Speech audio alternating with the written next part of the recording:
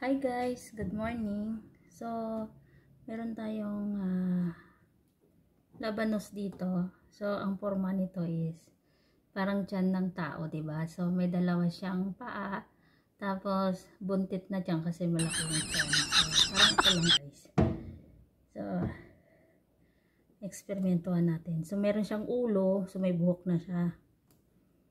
So, lagay natin.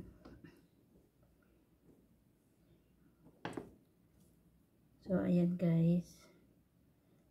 So, lagyan natin ng mata. Dalawang mata. Kilay pala. So, dalawang kilay. So, ayan. So, mayroong dalawang mata. Sana hindi malaglag guys.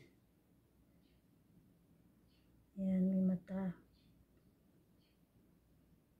Siyempre, dahil may mata, may ilong. So, nawala na yung ilong niya.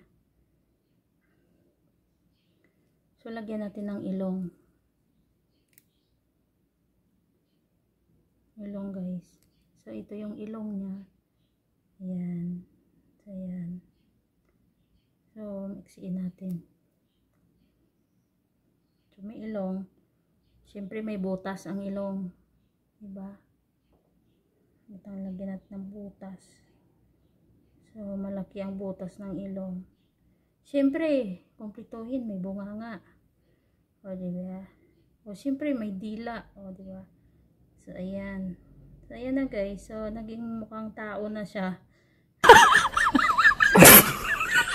So, ayan na guys. Diba? O, diba?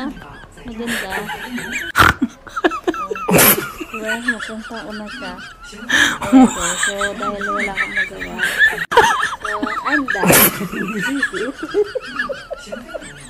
So, naging tao na siya guys. Diba? O, diba? So, ayan. Thank you for watching.